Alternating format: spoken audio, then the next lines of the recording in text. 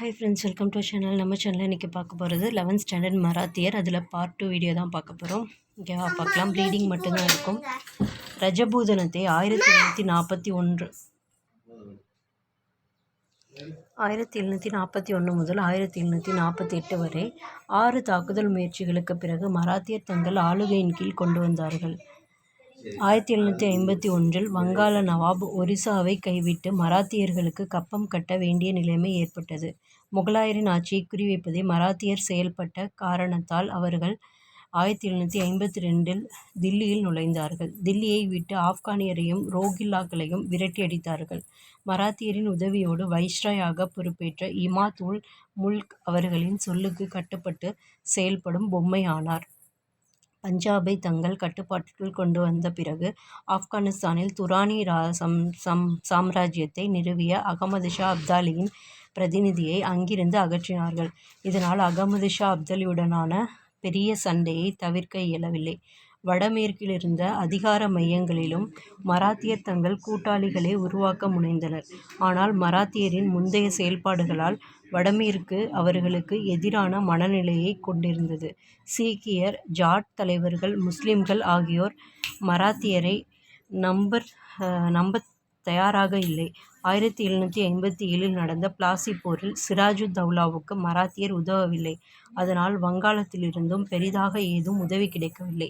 கர்நாடகத்திலும் வங்காளத்திலும் ஆங்கிலேயருக்கு எதிராக பேஷ்வா எடுத்த முயற்சிகளின் விளைவாக அவர்களால் மேலும் முன்னேற முடியாமல் போனது. தில்லி மீதான பேஷ்வாவின் தேவையற்ற ஆர்வம் பல பிரதேச ஆட்சியாளர்களின் எதிர்ப்பை சம்பாதித்தது. 1761 அகமது ஷா அப்தாலி பெரும் இன்னலை பானிபட் போர்க்களத்தில் உருவாக்கினார். மூன்றாவது பானிபட் போர் 1761. இந்திய வரலாற்றில் 1761 நடந்த மூன்றாவது பானிபட் போர் முக்கிய முடிவை கொடுத்ததாகும். இந்த போரில் மராத்தியருக்கும் முகலாயருக்கும் கிடைத்த மிக பெரிய தோல்வி இந்தியாவில் ஆங்கிலேய அரசு காலூன்ற வழிவகுத்தது. சூழ்நிலைகள்: பலவீனமான முகலாய அரசு வடமேற்கு எல்லைப் பகுதிகளில் பாதுகாப்பை உறுதி செய்ய தவறிவிட்டது. இதனால் அப்போது ஆப்கானிஸ்தானை ஆண்ட நாதிர் ஷா போர் தொடுக்க நேரிட்டது. மீண்டும் மீண்டும் அளித்த வேண்டுகோள்களுக்கு பிறகு முகலாய ஆட்சியாளர் முகமது ஷா ஆப்கான் நாட்டு கிளர்ச்சியாளர்களுக்கு அடைக்கலம் கொடுத்தார். இதனால் 1739 நாதிர் ஷாவின் தாக்குதல்கள் தொடங்கின. தில்லி சூறையாடப்பட்டது. கோஹினூர் வைரம், மதிப்புமிகு மயிலாசனம் ஆகியவற்றை அவர் கைப்பற்றிச் சென்றார். 1747 நாதிர் ஷா கொல்லப்பட்ட பிறகு அவரது இராணுவ தளபதிகளில் ஒருவரான அகமது ஷா அப்தாலி ஆப்கானிஸ்தானின் ஆட்சியாளராக மாறினார். தனது நிலையை உறுதிப்படுத்திய அவர் பின்னர் இராணுவ தாக்குதல்களை தொடங்கினார். முல்தான் மற்றும் பஞ்சாபை அவருக்கு தாரை வார்த்த முகலாய மாமன்னர் அமைதியை நிலைநிறுத்தினார். பஞ்சாப் ஆளுநராக முகலாய மாமன்னரால் நியமிக்கப்பட்ட மீர் மன்னு அகமது ஷா அப்தாலியின் முகவர் போலவே செயல்பட முடிந்தது. மீர் மன்னுவின் மரணத்துக்கு பிறகு அவரது மனைவி தில்லி வசீர் இமாத் உல் முல்கின் துணையோடு பஞ்சாப் ஆளுநராக மீர் முனிமை அப்தாலியின் ஒப்புதலின்றி நியமித்தார். இதனால் ஆத்திரமடைந்த அப்தாலி படையெடுத்து வந்து பஞ்சாபை கைப்பற்றினார். மீர் முனிம் தில்லிக்கு தப்பினார். அவரை தொடர்ந்து விரட்டிய அப்தாலி தில்லியை கைப்பற்றினார். 1757 ஜனவரி மாதம் தில்லி சூறையாடப்பட்டது. மதுராவும் பிருந்தாவனமும் சிதைக்கப்பட்டன. தில்லியை விட்டு வெளியேறும் முன் அப்தாலி தில்லியில் தனது பிரதிநிதியாக மீர் பக்ஷியை நியமனம் செய்தார். அவரது மகன் தைமூர் ஷா லாகூரின் வைஸ்ராயாக, அதாவது அரச பிரதிநிதியாக ஆக்கப்பட்டார். அப்தாலி தில்லியிலிருந்து வெளியேறிய பிறகு மல்ஹர் ராவ் ஹோல்கர், ரகுநாத் ராவ் ஆகியோரின் தலைமையின் கீழ் ஒரு தாக்குதல் நடந்தது. தில்லியில் அப்தாலி நியமித்த பிரதிநிதியை அவர்கள் அகற்றினார்கள். பின்னர் தங்களுக்கு பிடித்த ஒருவரை வசீராக நியமித்தனர். 1758 சர்கிந்த் மற்றும் லாகூரை அவர்கள் கைப்பற்றினார்கள். ஆப்கான் படைகள் வீழ்த்தப்பட்டு தைமூர் ஷா ஆட்சியிலிருந்து அகற்றப்பட்டார். 1759 அக்டோபர் மாதம் அப்தாலி பஞ்சாபை மீட்டார். லாகூர், முல்தான், சர்கிந்த் ஆகிய பகுதியிலிருந்து வெளியேற வேண்டிய நிலைமைக்கு மராத்தியர் தள்ளப்பட்டனர். பஞ்சாபின் நிலைமையை சீராக்குவதற்காக மகாதாஜி சிந்தியாவின் சகோதரரான தத்தாஜி சிந்தியாவை பேஷ்வா அங்கு அனுப்பினார்.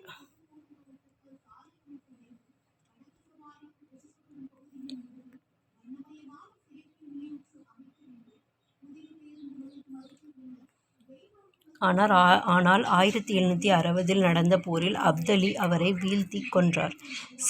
சிகந்தராவில் மல்ஹர் ராவ் ஹோல்கரும் தோல்வி கண்டார். அதன் பிறகு சதாசிவராவின் தலைமையில் பெரும் படையை பேஷ்வா உருவாக்கினார். ரோஹில்கண்டின் நஜீபுத்தௌலா மற்றும் அயோத்தியின் சிஜாவுத்தௌலா ஆகியோருடன் கூட்டணி அமைத்து அப்தலி பதிலடி கொடுத்தார். வடக்கு அதிகார மையங்களில் மராத்தியருக்கு கூட்டாளிகள் கிடைக்கவில்லை. அயோத்தி நவாப், சீக்கியர், ஜாட் தலைவர்கள் ஆகியோரை பகைத்து கொண்ட மராத்தியர் ரஜபுத்திரர்களின் நம்பிக்கையையும் இழந்தனர். பேஷ்வாவின் இளைய புதல்வர் விஸ்வாஸ் ராவின் ஒட்டுமொத்த தலைமையின் கீழ் மராத்திய இராணுவம் இருந்தது. இந்த படைகளுக்கு சதாசிவராவ் உண்மையான தளபதியாக திகழ்ந்தார். வழியில் ஹோல்கர், சிந்தியா, கெய்க்வாட் ஆகியோரை இணைத்து கொண்டனர். இந்த நேரத்தில் முகலாய மன்னர் 2ஆம் ஆலம்கீர் கொல்லப்பட்டார். அவரது இளைய மகன் 2ஆம் ஷா ஆலம் தானே முடிசூடிக் கொண்டார். இந்த படுகொலையை திட்டமிட்ட வசீர் 3ஆம் ஷாஜகானுக்கு பட்டம் சூட்டினார். இதில் தலையிட்ட சதாசிவராவ் 3ஆம் ஷாஜகானை ஆட்சியிலிருந்து அகற்றிவிட்டு 2ஆம் ஷா ஆலம் என்பவரை மன்னராக அறிவித்தார். அப்தலியின் படைகள் மீது தாக்குதல் நடத்துவதற்கு பதிலாக சதாசிவராவ் உணவு பற்றாக்குறை ஏற்படும் வரை நீண்ட காலம் அமைதி காத்தார்.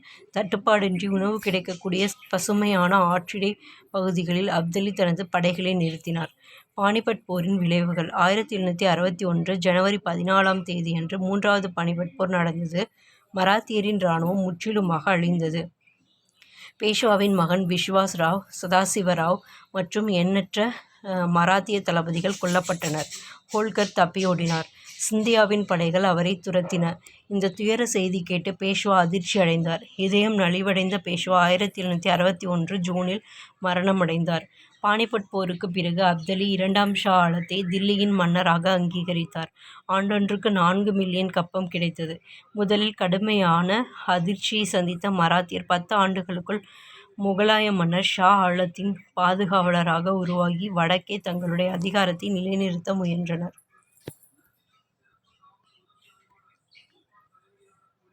பேஷ்வா 1ஆம் மாதவ்ராவ் 1761 1772 மற்றும் அவரது வழித்தோன்றல்கள் 1761ஆம் ஆண்டு பாலாஜி பாஜிராவின் மகன் மாதவ்ராவ் பேஷ்வாவின் இளைய சகோதரர் ரகோபாவின் ஆட்சியில் பேஷ்வா ஆக பதவியேற்றார். பானிபட் போரில் இழந்த மராத்திய அதிகாரத்தை மீட்க மாதவ்ராவ் முயன்றார். 1763ஆம் ஆண்டு ஹைதராபாத் நிஜாமுடன் கடும் சண்டை நடந்தது. மைசூரை ஆண்ட ஹைதர் அலிக்கு எதிராக 1765-67க்கு இடைப்பட்ட காலகட்டத்தில் அவர் நடத்திய தாக்குதல்கள் வெற்றி பெற்றன. எனினும் தான் இழந்த அனைத்து பகுதிகளையும் ஹைதர் அலி விரைவாக மீட்டார். ஆனால் மாதவ்ராவ் 1772ஆம் ஆண்டு மீண்டும் அவற்றை மீட்டார். இதன் காரணமாக தர்ம சங்கடமான ஒப்பந்தம் ஒன்றில் கையெழுத்திடும் நிர்பந்தம் ஹைதர் அலிக்கு ஏற்பட்டது. ரோஹில்லாக்களை, அதாவது பதான்கள் வீழ்த்தி ரஜபுத்திர அரசுகளையும் ஜாட் தலைவர்களையும் அடிமைப்படுத்தி வட இந்தியா மீதான தனது கட்டுப்பாட்டை அவர் உறுதி செய்தார். தப்பியோடிய மன்னரான 2ஆம் ஷா ஆலம் அலகாபாத்தில் ஆங்கிலேயரின் பாதுகாப்பில் இருந்தார். 1771 அவரை மராத்தியர் மீண்டும் தில்லிக்கு அழைத்து வந்தனர். கோரா, அலகாபாத் ஆகிய இடங்களை மன்னர் ஷா ஆலம் மராத்தியருக்கு தாரை வார்த்தார். ஆனால் 1772ஆம் ஆண்டு பேஷ்வாவின் திடீர் மரணம் அவரது சிறப்பு மிக்க ஆட்சிக்கு முற்றுப்புள்ளி வைத்தது. 1ஆம் மாதவராவுக்கு வாரிசு இல்லாத காரணத்தால் அவரது இளைய சகோதரர் நாராயணராவ் 1772இல் பேஷ்வாவாக பொறுப்பேற்றார். ஆனால் அடுத்த ஆண்டே அவர் படுகொலை செய்யப்பட்டார். அவரது மகன் சவாய் மாதவராவ், அதாவது 2ஆம் மாதவராவ் பிறந்து 40 நாட்களே ஆன நிலையில் பேஷ்வாவாக முடிசூடப்பட்டார். 2ஆம் மாதவராவின் மரணத்திற்கு பிறகு ரகுநாத் ராவின் மகன் 2ஆம் பாஜிராவ் பதவியை ஏற்றார். அவரே கடைசி பேஷ்வா ஆவார். ஆங்கிலேய மராத்திய போர்கள். முதலாவது ஆங்கிலேய மராத்திய போர் 1775-1782. நானா பட்னாவிஸ் ஆட்சியில் மாதவ்ராவ் நாராயண் பேஷ்வா சிறுவனாக இருந்ததால் முன்னாள் பேஷ்வாவான 1ஆம் மாதவராவின் மாமா ரகுநாத் ராவ் அதிகாரத்தை கைப்பற்றினார். இது குழம்பிய குட்டையில் மீன் பிடிக்கும் வேலையை பார்க்க கம்பெனி நிர்வாகத்துக்கு வாய்ப்பு கொடுத்தது. சால்சட், பேஷின் ஆகிய பகுதிகளை ரகுநாத் ராவ் திரும்ப பெற பம்பாயிலிருந்த கம்பெனி நிர்வாகம் ஆதரவாக இருந்தது. மகாதாஜி சிந்தியாவின் நாக்பூரின் போன்ஸ்லேவும் ஆங்கிலேய ஆதரவாளர்களாக ஆனதை அடுத்து மராத்தியர் சால்செட் தானே ஆகிய பகுதிகளை ஆங்கிலேயர்களுக்கு தாரை வார்க்க நேரிட்டது. சால்பே உடன்படிக்கையின்படி 1782 ரகுநாத் ராவ் கட்டாய ஓய்வு பெற வைக்கப்பட்டார். இதனை அடுத்து கம்பெனிக்கும் மராத்தியருக்கும் இடையே சுமார் 20 ஆண்டு காலத்திற்கு அமைதி நிலவியது. இது ஆங்கிலேய மராத்திய போர். நெக்ஸ்ட் இரண்டாம் ஆங்கிலேய மராத்திய போர் 1803 1806. நானா பட்னாவிஸ் மறைவு அவரது பெரும் சொத்துக்கள் சிதற வழிவகுத்தது. ரகுநாத் ராவின் மகன் இரண்டாம் பாஜிராவ் ஆட்சியிலிருந்து இறக்கப்பட்டார். அந்த சூழ்நிலையில் இரண்டாம் பாஜிராவுக்கு ஆங்கிலேயரின் உதவியை ஏற்க வேண்டிய கட்டாயம் ஏற்பட்டது. அப்போதைய கவர்னர் ஜெனரலாக இருந்த வெல்லஸ்லி பிரபு பேஷ்வா மீது துணைப்படை திட்டத்தை திணித்தார். 1802 பேசின் ஒப்பந்தம் கையெழுத்தானது. 26 லட்சம் வருமானம் ஈட்டக்கூடிய நிலப்பகுதி கொடுக்கப்பட வேண்டும். முன்னணியிலிருந்த மராத்திய அரசுகள் பல இந்த மோசமான ஒப்பந்தத்தை ஒதுக்கித் தள்ளின. அதனால் இரண்டாவது ஆங்கிலேய மராத்திய போர் மூண்டது. மராத்தியர் கடும் எதிர்ப்பை காட்டிய போதிலும் மராத்திய தலைவர்கள் முற்றிலுமாக அழிக்கப்பட்டனர்.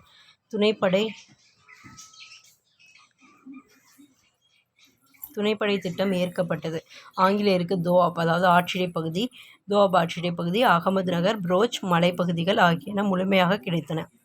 நெக்ஸ்ட் மூன்றாம் ஆங்கிலேய மராத்திய போர் 1817 1818. பரோடாவின் ஆட்சியாளர் கெய்க்வாட், முதன்மை அமைச்சர் கங்காதர் சாஸ்திரி பேஷ்வாவின் விருப்பத்திற்கு உகந்த திரிம்பக்ஜியால் கொல்லப்பட்டதை அடுத்து பேஷ்வா இரண்டாம் பாஜிராவ் ஆங்கிலேயருக்கு எதிராக மாறினார். பூனேயில் வசித்த மவுண்ட் ஸ்டூவர்ட் எல்பின்ஸ்டோனின் வற்புறுத்தலில் திரிம்பக்ஜி சிறையில் அடைக்கப்பட்டார். எனினும் பேஷ்வாவின் உதவியோடு கொலையாளி சிறையிலிருந்து தப்பிவிட்டார். மராத்திய கூட்டமைப்பை உருவாக்க ஆங்கிலேயருக்கு எதிராக சிந்தியா, போன்ஸ்லே, ஹோல்கர் ஆகியோருடன் சதித்திட்டம் தீட்டியதாக பேஷ்வா மீது குற்றச்சாட்டு சுமத்தப்பட்டது. எனவே 1817 பூனா ஒப்பந்தத்தில் கையெழுத்திட ஆட்சியாளர்களை ஆங்கிலேயர்கள் வற்புறுத்தினார்கள். அதன்படி மராத்திய கூட்டமைப்பின் தலைமையிலிருந்து பேஷ்வா பதவி விலகினார். கொங்கண பகுதியை ஆங்கிலேயருக்கு வழங்கியதோடு கெய்க்வாரின் சுதந்திரம் அங்கீகரிக்கப்பட்டது. தனக்கு நேர்ந்த அவமானத்தை பாஜிராவால் ஏற்க முடியவில்லை. எனவே பிண்டாரிகளை அடக்குவதில் தீவிரமாக ஆங்கிலேயர்கள் ஈடுபட்டிருந்த வேளையில் பூனா அரசு குடியிருப்பை இரண்டாம் பாஜிராவ் தீயிட்டு கொளுத்தினார். பூனாவுக்கு உடனடியாக விரைந்த ஜெனரல் ஸ்மித் அதனை கைப்பற்றினார். சதாராவுக்கு பேஷ்வா தப்பியோடிய நிலையில் அதனையும் ஜெனரல் ஸ்மித் கைப்பற்றினார். ஓரிடத்திலிருந்து மற்றொரு இடத்திற்கு பாஜிராவ் ஓடிக்கொண்டே இருந்தார். அவரது படைகளை அஸ்தா, கிர்கி, கோர்கான் ஆகிய பகுதிகளில் ஜெனரல் ஸ்மித் வீழ்த்தினார். 1818 பாஜிராவ் எல்பின்ஸ்டனிடம் சரணடைந்தார். மூன்றாம் ஆங்கிலேய மராத்திய போரின் விளைவுகள். பேஷ்வா முறையை ரத்து செய்த ஆங்கிலேயர்கள் அனைத்து பேஷ்வா பகுதிகளையும் இணைத்து கொண்டனர். உரிமைப்படி ஜாகீர்களை கொண்டிருந்தவர்களின் நிலம் அவர்களுக்கே வழங்கப்பட்டது. இரண்டாம் பாஜிராவ் 1851 மரணம் அடையும் வரை வருடாந்திர ஓய்வூதியத்தின் கீழ் சிறை கைதியாகவே விளங்கினார். சிவாஜியின் வழித்தோன்றல்களான பிரதாப் சிங் சதாராவிலிருந்து உருவாக்கப்பட்ட ஒரு சிறிய அரசாங்கத்துக்கு அரசராக உருவாக்கப்பட்டார். முதலாம் பாஜிராவால் உருவாக்கப்பட்ட போன்ஸ்லே, ஹோல்கர், சிந்தியா ஆகியோரின் பகுதிகளை உள்ளடக்கிய மராத்திய கூட்டமைப்பு கலைக்கப்பட்டது. பூனாவின் அரசு பிரதிநிதியாக இருந்த மவுண்ட் ஸ்டூவர்ட் எல்பின்ஸ்டன் பம்பாய் ஆளுநராக ஆனார். பேஷ்வாக்களின் கீழ் மராத்திய நிர்வாகம் 1714 1818. பேஷ்வா முதன்மை அமைச்சர் என்பவர் சிவாஜியின் அஷ்டபிரதான கட்டமைப்பில் ஒருவர். இது வாரிசு முறையில் மரபொழியாக கிடைப்பது அல்ல. அரசரின் அதிகாரமும் பெருமையும் குறைந்த நிலையில் பேஷ்வாக்கள் முக்கியத்துவம் பெற்றனர். பாலாஜி விஸ்வநாத்தின் புத்திக்கூர்மை 1713 1720 வரைக்கும் பேஷ்வா வந்தவர். பாலாஜி விஸ்வநாத்தின் புத்திக்கூர்மை பேஷ்வாவின் பதவியை சிறப்புமிக்கதாக மரபு ஒளி சார்ந்ததாகவும் மாற்றியது. அரசரின் அதிகாரங்களை பயன்படுத்தி முழு நிர்வாகத்தையும் பேஷ்வாக்கள் கட்டுப்படுத்தினார்கள். அரசின் மத தலைமையாகவும் அவர்கள் அங்கீகரிக்கப்பட்டனர். மத்திய தலைமைச் செயலகம். மராத்திய நிர்வாகத்தின் மையம் பூனாவில் இருந்த பேஷ்வா தலைமைச் செயலகமாகும். அனைத்து மாவட்டங்களின் வரவு செலவுகளையும் இந்த மையம் கவனித்து கொண்டது. கிராமம் மற்றும் மாவட்ட அதிகாரிகள் சமர்ப்பித்த கணக்குகளையும் அது ஆராய்ந்தது. அனைத்து நிலைகளைச் சேர்ந்த அரசு ஊழியர்களின் சம்பளம் மற்றும் உரிமைகள், சிவில், இராணுவ மற்றும் மத தலைவர்களின் வரவு செலவுகளும் கையாளப்பட்டன. அனைத்து வருவாய்கள், அனைத்து மானியங்கள் ஆளுகையின் கீழ் இருந்த வெளிநாட்டு பகுதியிலிருந்து வசூலிக்கப்பட்ட தொகை அனைத்தும் தினசரி பதிவேட்டில் பராமரிக்கப்பட்டன. மாகாணங்கள். பேஷ்வாக்களின் கீழ் மாகாணங்கள் பல்வேறு அளவுகளில் இருந்தன. பெரிய மாகாணங்கள் சர்சுபாஷ்தார்கள் என்றழைக்கப்பட்ட மாகாண ஆளுநரின் கீழ் இருந்தன. மாகாணங்களின் கீழ் இருந்த மண்டலங்கள் சுபாக்கள் மற்றும் பிராந்துகள் என்று அழைக்கப்பட்டன. மம்லத்தார், காமாவிஸ்தார் ஆகியோர் மாவட்டங்களில் பேஷ்வாக்களின் பிரதிநிதியாக விளங்கினார்கள். ஒவ்வொரு மாவட்டத்தின் நிர்வாகமும் அவர்களின் பொறுப்பில் இருந்தது. தேஷ்முக், தேஷ்பாண்டே ஆகியோர் மாவட்ட அளவில் கணக்குகளை கவனித்துக் கொண்ட அதிகாரிகளாகவும், மம்லத்தார்கள், காமவிஸ்தார்கள் ஆகியோரின் நடவடிக்கைகளை கண்காணிப்பவர்களாகவும் விளங்கினார்கள். கணக்குகளை சரிவர கண்காணிக்கும் நடைமுறை செயல்பாட்டில் இருந்தது. பொதுப்பணம் தவறாக கையாளப்படுவதை தடுக்கும் வகையில் மராத்திய அரசு பெரும் தொகையை ரசத் என்ற பெயரில் முன்பணமாக மம்லக்தார்கள் மற்றும் இதர அதிகாரிகளிடமிருந்து வசூலித்தது. மாவட்டத்தில் முதன்முறையாக நியமனம் பெற்ற உடன் இது வசூலிக்கப்பட்டது. இரண்டாவது பாஜிராவின் காலகட்டத்தில் இந்த அலுவலகங்கள் ஏலத்திற்கு விடப்பட்டன. எழுத்தர்களுக்கும் இதர அடிநிலை ஊழியர்களுக்கும் ஆண்டில் 10 அல்லது 11 மாதங்கள் ஊதியம் வழங்கப்பட்டது. கிராம நிர்வாகம். நிர்வாகத்தின் அடிப்படை பிரிவாக கிராமம் திகழ்ந்தது. அது தன்னிறைவும் சுயசார்பும் உடையதாக இருந்தது. பட்டேல் தலைமை கிராம அதிகாரியாக விளங்கினார். அவர் அரசின் வருவாயை மத்திய அரசுக்கு அனுப்பும் பொறுப்பை ஏற்றிருந்தார். அவருக்கு அரசு ஊதியம் தரவில்லை. ஆனால் அவரது பதவி மரபுவழி சார்ந்ததாக இருந்தது. பட்டேலுக்கு உதவியாக குல்கர்னி அல்லது கணக்காளர் மற்றும் ஆவண காப்பாளர் இருந்தார். மதச்சடங்குகளை நடத்த வேண்டிய மரபு வழியாக வந்த கிராம சேவகர்களாக அவர்கள் விளங்கினார்கள். தச்சர், கொல்லர் மற்றும் இதர கிராம தொழில் சார்ந்தவர்கள் கட்டாய வேலையை அதாவது பேகர் செய்தனர். நகர நிர்வாகம். நகரங்களிலும் மாநகரங்களிலும் தலைமை அதிகாரி கொத்வால் என்று அழைக்கப்பட்டார்.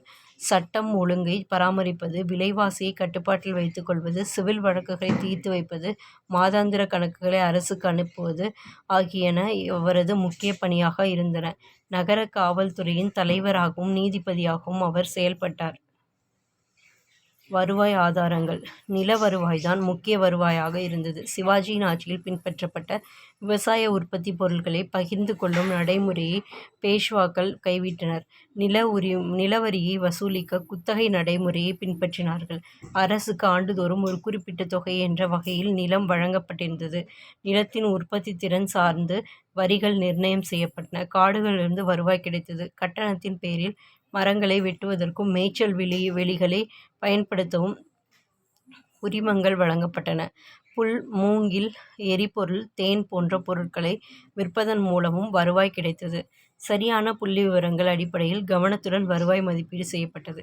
பயிறு வகைகள், நீர்ப்பாசன வசதிகள், நிலத்தின் உற்பத்தி திறன் ஆகியவற்றின் அடிப்படையில் நிலம் 3 வகையாக பிரிக்கப்பட்டது. கிராமத்தினர் பூர்வீக குடிகளாக இருந்தனர். அவர்களின் வசம் காடுகள் இருந்தன. அவர்களிடமிருந்து நிலத்தை பிரிப்பது முடியாத செயல். உயர் நிர்வாகத்திடம் அவர்களின் உரிமைகளை எடுத்துரைக்க பட்டேல் மூலமாக மட்டுமே இருந்தது. சவுத் மற்றும் சர்தேஷ்முகி ஆகியன இதர வருவாய் ஆதாரங்களாக விளங்கின. சவுத் என்பது கீழ்க்கண்ட வகையில் பிரிக்கப்பட்டிருந்தது. ஆட்சியாளருக்கு 25%, மராத்திய அதிகாரிகள் மற்றும் படைகளை பராமரிப்பதற்காக இராணுவ தளபதிகளுக்கு 66%, பிறப்பில் பிராமணராகவும் தலைவராகவும் உள்ள பண்டிட் சச்சிவுக்கு 6%, வரி வசூல் செய்வோருக்கு 3%, சுங்கம், கலால் வரி, வனப்பொருட்களின் விற்பனை ஆகியன மூலமாகவும் வருவாய் கிடைத்தது. அதாவது இந்த சர்தேஷ்முகி சவுத் இருக்குல்ல, அது 2ல் சவுத் அப்படின்றது இப்படி பிரிச்சிருக்காங்க.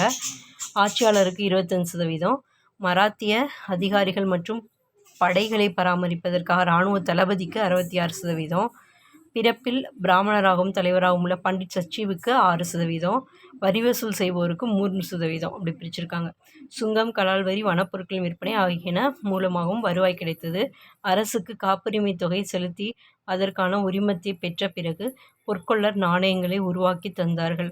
ஒரு குறிப்பிட்ட தரநிலையை பராமரித்தனர். தரநிலை பின்பற்றப்படுவதில் முறைகேடுகள் இருந்தால் அனைத்து தனியார் நாணய தொழிற்சாலைகளும் 1760 மூடப்பட்டு ஒரே ஒரு மத்திய நாணய தொழிற்சாலை உருவாக்கப்பட்டது. வேறு வரிகளும் வசூலிக்கப்பட்டன.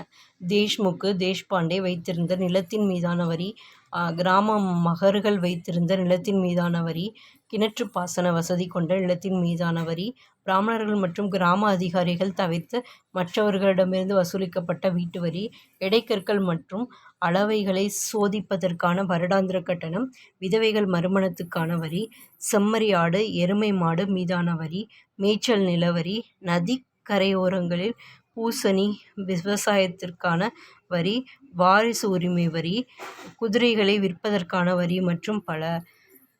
மராத்திய அரசு நிதி சிக்கலிலிருந்தபோது அனைத்து நில உடைமையாளர்களுக்கும் வரி விதித்தது. வரி செலுத்துபவரின் ஒரு வருட வருமானத்துக்கு சமமான வரியாக குர்ஜா பட்டி அல்லது தஸ்தி பட்டி வசூலிக்கப்பட்டது. நீதி பரிபாலனமும் வருவாயை ஈட்டித் தந்தது. பணப்பத்திரங்களின் மீது 25% கட்டணம் வசூலிக்கப்பட்டது. தகாத உறவில் ஈடுபட்டதாக குற்றம் சாட்டப்பட்ட நபர்கள் அல்லது சந்தேகத்திற்கு உட்பட்ட நபர்களிடமிருந்து அபராதம் வசூலிக்கப்பட்டது.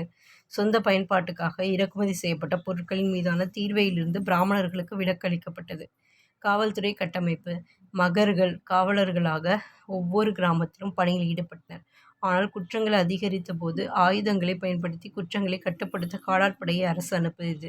ஆயுதப்படைகளை பராமரிப்பதற்கான செலவுகளை மேற்கொள்வதற்காக குடியிருப்பு வாசிகளுக்கு கூடுதலாக வீட்டு வரி விதிக்கப்பட்டது. குற்றவாளிகளை கண்டுபிடித்து பறிமுதல் செய்வதற்காக கூடுதலாக காவல்துறை அதிகாரிகளை 2ஆம் பாஜிராவ் நியமனம் செய்தார். நகர பகுதிகளில் கொத்வாலுக்கு நீதி மற்றும் காவல்துறை அதிகாரங்கள் வழங்கப்பட்டிருந்தன. விலைகளை கண்காணிப்பது, மக்கள் தொகை கணக்கெடுப்பு, சிவில் வழக்குகளை விசாரிப்பது, அரசுக்கு தொழிலாளர்களை வழங்குவது, காவல்துறை கண்காணிப்பாளர் அல்லது நகர்காவுக்கு தங்களது பணிகளை மேற்கொள்ள கட்டணங்களை விதிப்பது ஆகியன கொத்வாலின் கூடுதல் பணியாகும். நெக்ஸ்ட் நீதித்துறை. நீதித்துறை முறைப்படுத்தப்பட்டதாக இல்லை. முறைப்படுத்திய சட்டம் ஏதும் இல்லை. பின்பற்றப்பட வேண்டிய சட்ட வழிமுறைகளும் இல்லை. சமரச பேச்சுவார்த்தைக்கு முன்னுரிமை தரப்பட்டது. அது தவறினால் அந்த வழக்கு கிராமத்தின் பட்டேல் மற்றும் நகரங்களில் முன்னணி வர்த்தகர்கள் அடங்கிய பஞ்சாயத்தின் முடிவுக்கு விடப்பட்டது. பஞ்சாயத்து என்பது மிகவும் சக்தி வாய்ந்த நிறுவனமாகும். மறு விசாரணையும் நடந்தது. மம்லுக்தாரிடம் மேல்முறையீடுகள் செய்யப்பட்டன. கிரிமினல் வழக்குகளில் நீதித்துறை அதிகாரிகளின் படிநிலை இருந்தது. ராஜா சத்ரபதி தலைமை பொறுப்பிலும் அவருக்கு கீழ் பேஷ்வா, துணை சுபாதார், பட்டேல், மைல்தார் ஆகியோர் இருந்தனர். சாட்டையால் அடிப்பது, துன்புறுத்துவது ஆகியவற்றை பயன்படுத்தி குற்றம் ஒப்புக்கொள்ள வைக்கப்பட்டது. நெக்ஸ்ட் இராணுவம். பேஷ்வாக்களின் கீழ் மராத்திய இராணுவ அமைப்பு முகலாய இராணுவ அமைப்பை போன்று அமைக்கப்பட்டது. ஆட்சேர்ப்பு, ஊதியம் வழங்குவது, படை வீரர்களின் குடும்பங்களுக்கு உணவுப் பொருட்களை வழங்குவது, குதிரைப்படைக்கு கொடுக்கப்பட்ட முக்கியத்துவம் ஆகியன முகலாய இராணுவ அமைப்பை போன்று இருந்தது. சிவாஜி பின்பற்றிய இராணுவ அமைப்பின் முக்கிய அம்சங்களை பேஷ்வாக்கள் பின்பற்றவில்லை. மராத்திய பகுதியிலிருந்து சிவாஜி படைவீரர்களை தேர்ந்தெடுத்தார். ஆனால் பேஷ்வாக்கள் நாட்டின் அனைத்து பகுதிகளிலிருந்தும் அனைத்து வகுப்பிலிருந்தும், அதாவது பழங்குடியினர் உட்பட, படைவீரர்களை சேர்த்தனர். அராபியர், அபிசீனியர், ரஜபுத்திரர், சீக்கியர் ஆகியோர் பேஷ்வாவின் இராணுவத்தில் இடம்பெற்றிருந்தனர். பேஷ்வாக்களின் இராணுவத்தில் பழமையான தலைவர்களின் படைவீரர்கள் இடம்பெற்றிருந்தனர். எதிரி தலைவர்களுக்கு கொடுக்கப்பட்ட இடம் அந்த பகுதியிலேயே இருந்ததால் அதிக அளவில் குழப்பங்கள் இருந்தன.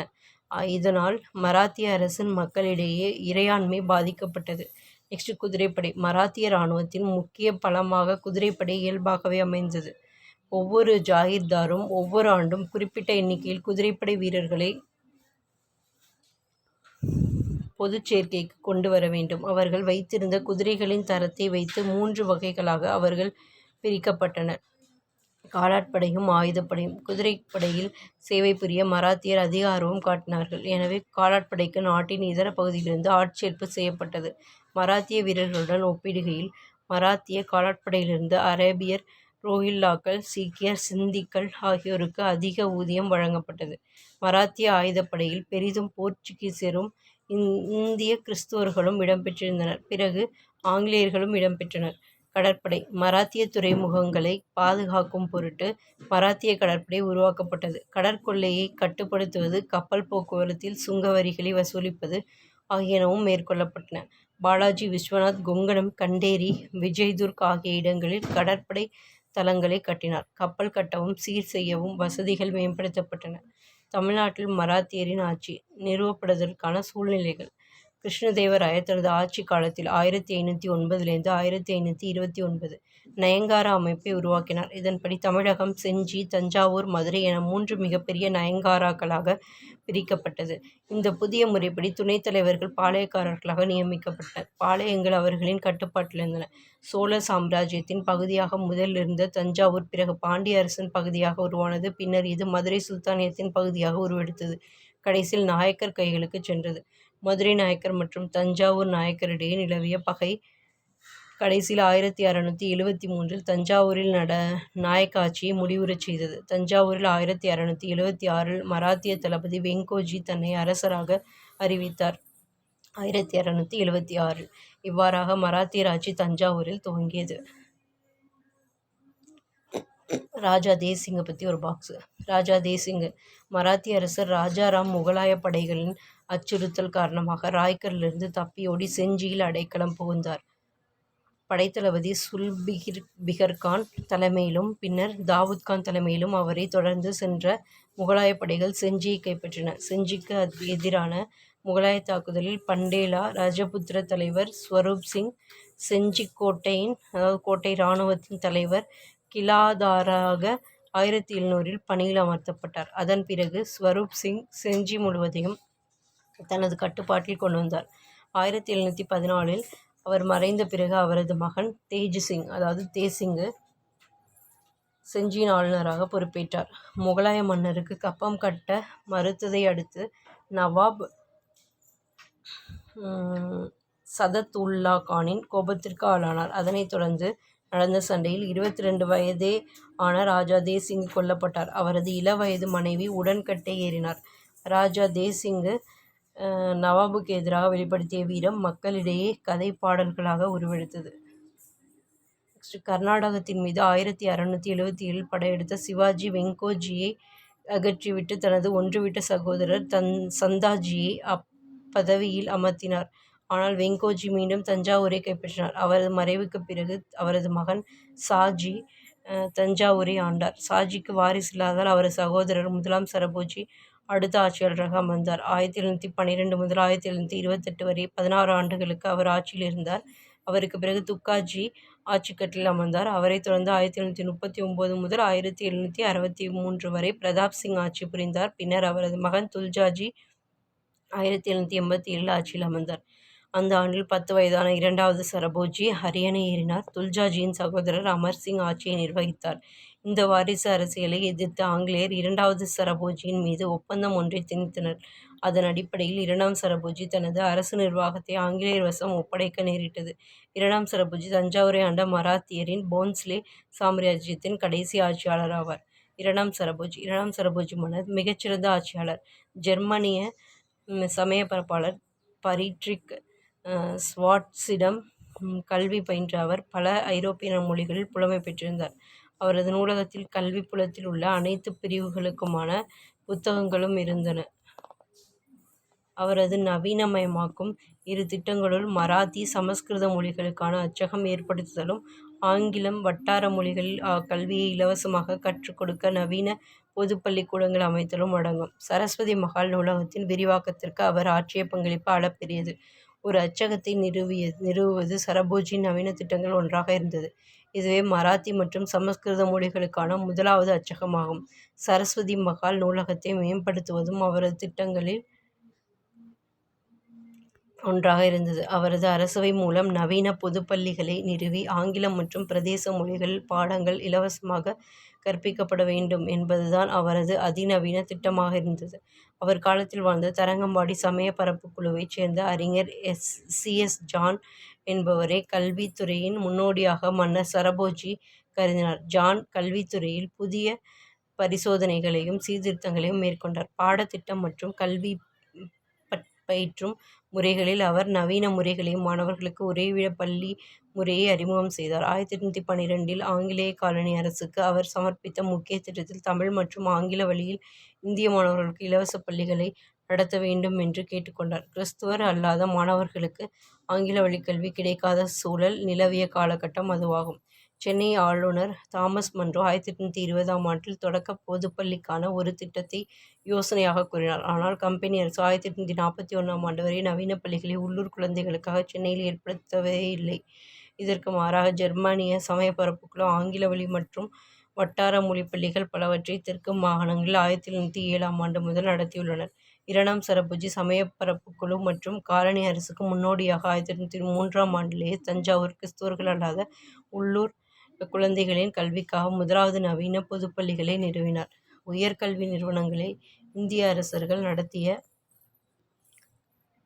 போதிலும் அவர்கள் தொடக்கப் பள்ளிகளை நடத்தியதில்லை என்பது குறிப்பிடத்தக்கது. ஆதரவற்றவர்கள் மற்றும் ஏழை மாணவர்களுக்கு என தஞ்சாவூர் மற்றும் இதர அண்டை இடங்களில் இலவச தொடக்க மற்றும் உயர்நிலைப் பள்ளிகளை நிறுவி நிர்வகித்தது மன்னர் சரபோஜியின் மிக முக்கியமான முன்முயற்சியாகும். அனைத்து நிலைகளிலான பள்ளிகள், நன்கொடை பள்ளிகள், கல்லூரிகள், சமஸ்கிருத உயர்கல்விக்கான பாடசாலைகள் ஆகியன அவற்றில் அடங்கும். அரசவை மேன்மக்கள், வேத அறிஞர்கள், ஆதரவற்றோர், ஏழைகள் ஆக அனைவருக்கும் இந்த பள்ளிகள் சேவை புரிந்தன. புதிய அல்லது நவீன கல்வி முறைக்காக நவவித்யா முறையை அரசவை நடத்திய இந்த பள்ளிகளில் அறிமுகம் செய்தது மற்றொரு முக்கிய முன்முயற்சியாகும்.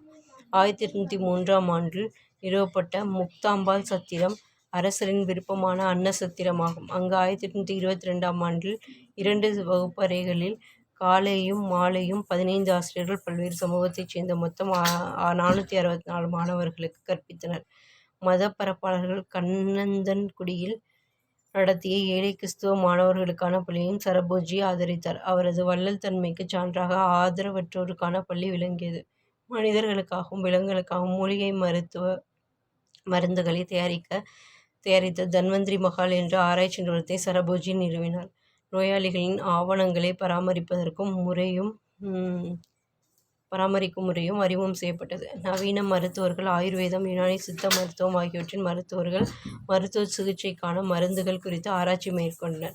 18 தொகுதிகள் அடங்கிய ஆராய்ச்சி புத்தகத்தையும் சரபோஜி மன்னர் உருவாக்கினார். பிரத்யேகமான கை ஓவியங்கள் மூலமாக முக்கிய மூலிகைகள் பற்றிய தகவல்களை சரபோஜி பட்டியலிட்டு பாதுகாத்தார். நவீன கல்வி முறை தொடர்பான சரபோஜியின் புதிய முன்முயற்சிகள் தஞ்சாவூர் மேன்மக்களுக்கு அப்போதைய காலனி ஆதிக்க சமூக மற்றும் பொருளாதார முறைமைக்குள் நுழையவும் பயன்பெறவும் வழி செய்தன. அரசவை அதிகாரிகள் பெரும்பாலும் பிராமணர்களுக்கு ஐரோப்பிய பயன்பாட்டு அறிவு, தொழில்நுட்பங்கள், கலைகள் ஆகியவற்றில் பயிற்சி கிடைத்து அவர்கள் காலனி கால நவீனத்துவத்தின் முன்னணி முகவர்களாக மாறினார்கள்.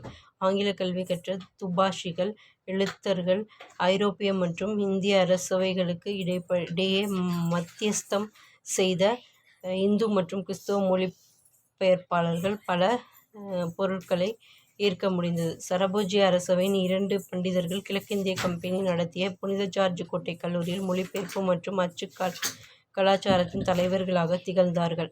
சரபோஜி, ஜான் ஆகியோரின் வாழ்வியல் திட்டங்கள் காலனியாதிக்க தமிழகத்தில் ஏற்பட்ட மாற்றங்களின் வரலாற்றில் தனிநபர்களும், டேனிய தமிழ் மீன்பிடி கிராமங்களைப் போன்ற இடங்களும், மராத்திய தமிழ் இளவரசர் ஆட்சிப் பகுதியும் வகித்த பாத்திரத்தை படம் பிடித்து காட்டுகின்றன. பாரம்பரிய இந்திய கலைகளான நடனம் மற்றும் இசையை ஆதரிப்பதில் பெரும் கொடையாளராக சரபோஜி விளங்கினார். குமார சம்பவ சம்பு, தேவேந்திர குறவஞ்சி, முத்ரா ராக்ஷசய்யா ஆகிய புத்தகங்களையும் அவர் எழுதியுள்ளார். கர்நாடக இசையில் மேற்கத்திய இசை கருவிகளான கிளாரினட், வயலின் ஆகிய கருவிகளை அவர் அறிமுகம் செய்தார். தஞ்சாவூர் ஓவியத்தை பிரபலப்படுத்தும் பணிகளை அவர் செய்தார். ஓவியம் வரைதல், தோட்டமிடுவது, நாணயங்களை சேகரிப்பது, தற்காப்பு கலைகள், இரதப் போட்டிகள், வேட்டை, எருதுச் சண்டை ஆகியவற்றை பிரபலப்படுத்துவதில் சரபோஜி ஆர்வம் கொண்டிருந்தார். தஞ்சாவூர் அரண்மனை வளாகத்தில் தமிழ்நாட்டின் முதலாவது வன உயிரியல் பூங்காவை அவர் அமைத்தார். 1832 மார்ச் 7ஆம் தேதி ஏறக்குறைய 40 ஆண்டுகள் ஆட்சிக்குப் பிறகு சரபோஜி மரணமடைந்தார். அவரது அரசு சார்ந்த அனைத்து பகுதிகளிலும் அவரது மறைவு குறித்து துக்கம் அனுசரிக்கப்பட்டது. அவரது இறுதி யாத்திரையில் 90,000 பேருக்கும் அதிகமானோர் கலந்து கொண்டனர். அவரது இறுதி ஊர்வலத்தில் சமய பரப்பாளரான அருட்தந்தை பிஷப் ஹீபர் இவ்வாறு கூறினார்: முடிசூடிய பல தலைவர்களை நான் பார்த்திருக்கிறேன். ஆனால் இவர் தவிர எவரிடமும் அது இளவரச தன்மையோடு அலங்கரித்ததில்லை. இது யார் சொன்னது அப்படின்னா அருட்தந்தை பிஷப் ஹீபர், சமய பரப்பாளர் சொல்கிறாரு இரண்டாம் சரபோஜியை பற்றி. என்ன சொல்கிறாரு, முடிசூடிய பல தலைவர்களை நான் பார்த்திருக்கிறேன், ஆனால் இவர் தவிர எவரிடமும் அது இளவரசத்தன்மையோடு அலங்கரித்ததில்லை அப்படின்னு சொல்கிறாரு. ஓகே, 2 பாக்ஸ் இருக்குது, அதை பார்த்துடலாம்.